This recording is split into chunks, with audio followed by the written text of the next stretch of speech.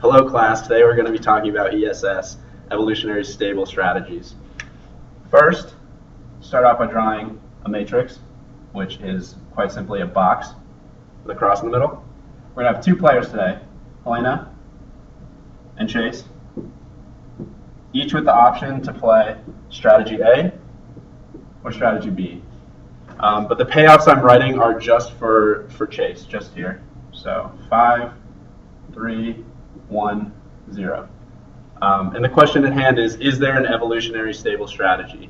The way that I like to go about figuring this out is by covering up one of Helena's strategies. So we'll start over here and we'll say, all right, given that Helena's playing A, I have the choice to play A or B.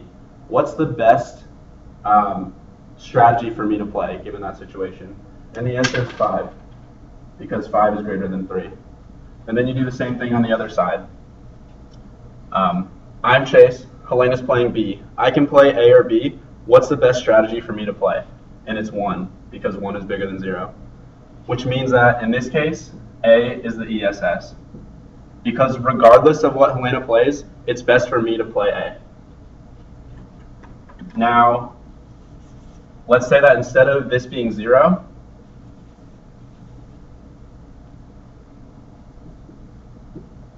it's now 7. So we'll do the same thing. I'm player Chase. I am Chase too. If Helena plays A, and I can play A or B, what's the best strategy for me to play? It's A with 5. I'm Chase. Helena plays strategy B. I can play A or B. What's best for me to play? It's B, 7. So here you can see there's no pure evolutionary stable strategy. It's a mixed strategy. So what we're going to look at is the percent of time that I should play A or B to maximize my fitness. And Helena's going to explain that for you.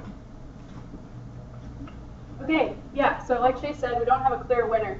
We can no longer play A every time.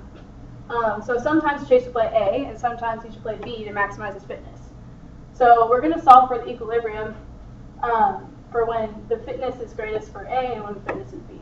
So we're going to set the fitness of Chase playing A equal to the fitness of Chase playing B.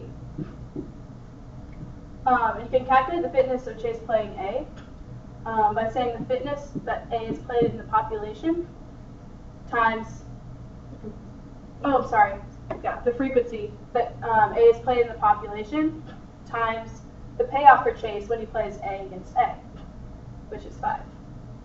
And we're going to add the frequency of B being played in the population times the payoff for Chase when he plays A against B, which is 1. So then for the fitness of Chase playing B, we're going to start with the frequency that A is played in the population times the payoff for Chase when he plays B against A, which is 3. And then we're going to do the frequency of B played in the population times the payoff for Chase when he plays B against B, which is 7. And then from here on out, I'm just going to say that the frequency of A is A, just to make the algebra a little clearer, and that the frequency of B is just B. And so from here on out, it's just algebra. And it's just 5A plus B equals 3A plus 7B.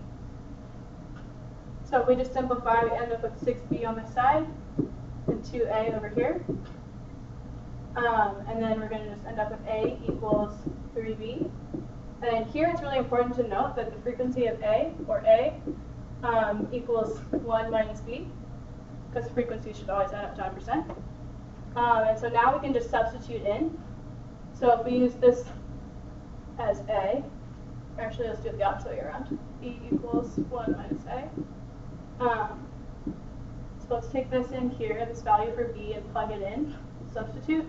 I end up with A equals 3 times 1 minus A. And simplify, we get A equals 3 minus 3A. And so we end up with 4A equals 3. And the portion or frequency of A in the population is 3/4. And then you know because they should add up to 1 that the frequency of B will be 1/4. So we end up with the frequencies that Chase should play A should be 0.75, and the frequency that Chase should play B is 0.25. Yeah, hopefully that made sense. I got a little messy there at the end.